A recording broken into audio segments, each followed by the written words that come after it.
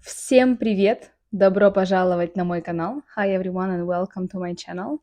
You've probably seen this story in my shorts already, but I'm going to do also such videos with explanation of all the vocabulary, especially the verbs and which cases we use after every verb for the complete beginners. So it's super easy Russian stories series. Let's get started. В кафе. Anna и Ivan в кафе. В кафе is actually a prepositional case here, but кафе doesn't change. It stays кафе in all cases. So it's a good word for you to learn. Анна хочет чай, Иван хочет кофе. So here we see the verb хочет. Хочет что? Чай. Хочет что? Кофе. Let's look at the forms. So the forms of the verb хотеть. Infinitive is хотеть with t. But the 6 forms are the following. Я хочу. The stress at the end. Я хочу. Ты хочешь. Ты хочешь. The stress is the first syllable. Он хочет. Just like in the story. Анна хочет. Иван хочет. And then we have the plural forms, and we have te again, just like in the infinitive. Мы хотим, вы хотите, они хотят. If you don't know the pronunciation rules yet, don't worry. When we see o in the word, we don't always pronounce it as o. Sometimes we can hear a. Официант подходит к столу и спрашивает. Официант, that's the waiter. Подходит к столу. The verb подходить. It's not actually A1 level, but we can't have a story without some advanced vocabulary. Подходить, to come to some place, to come towards some place or some person, to approach some place or some person. Infinitive подходить.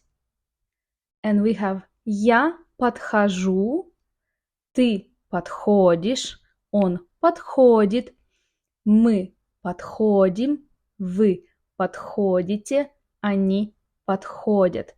And we usually have the dative case with the preposition к.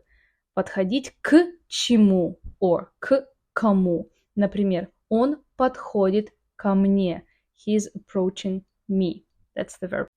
The verb спрашивать is quite regular. He asks. To ask, спрашивать. Я спрашиваю. Ты спрашиваешь. Он спрашивает. Мы спрашиваем. Вы спрашиваете. Они спрашивают. So there is no stress change.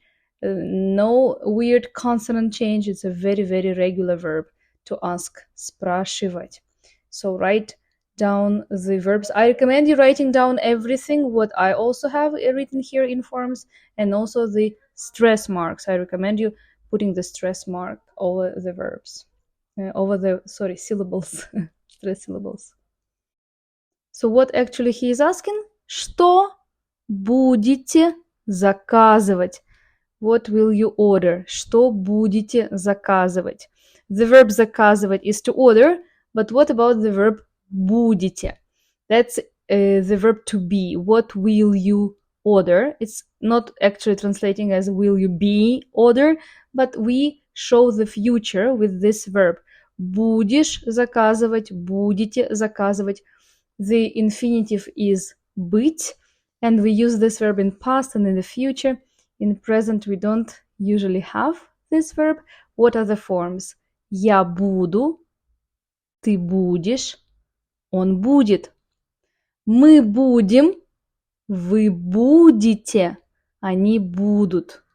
We use it to indicate the future. And as you can see, we don't have to pronounce the pronoun itself because it's clear from the verb form. And the verb заказывать, to order. Заказывать. Заказывать. It's also very regular, just like спрашивать. Я заказываю, ты заказываешь, он заказывает, мы заказываем, вы заказываете, они заказывают. Here it's infinitive. What will you order? So the main verb which has the personal form is будете. So after this будете, we need infinitive.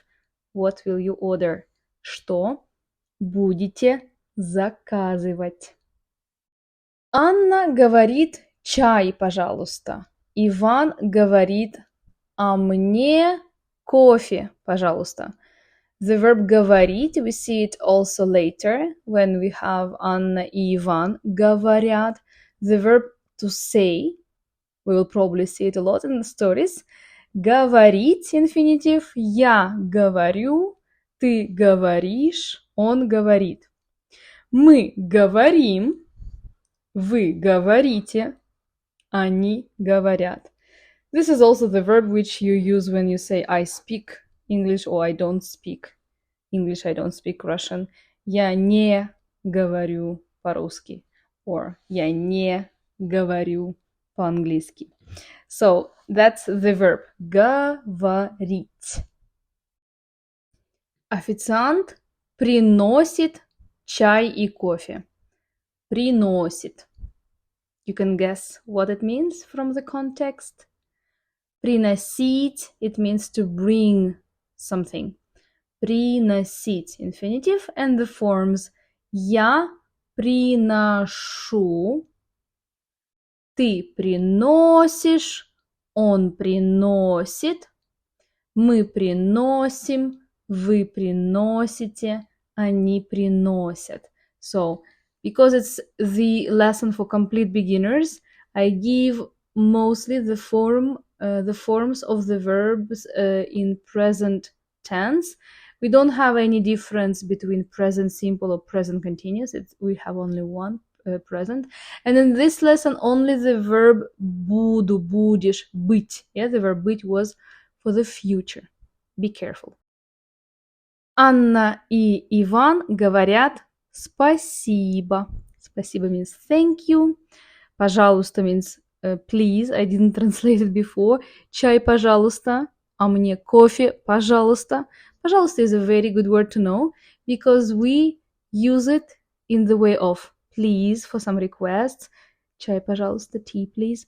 And also we use it as you are welcome. So as a reply to спасибо. Спасибо, пожалуйста. How we pronounce it? Пожалуйста. Пожалуйста. I hope you enjoy this kind of videos. If you are complete beginners, let me know in the comments below. I am not sure how many complete beginners are watching my channel because I don't produce so many videos for this level, but I decided to try and I'll see how it goes and we will probably continue. Спасибо за внимание. Thank you for your attention. Увидимся в следующих видео. See you in the next videos. Пока-пока.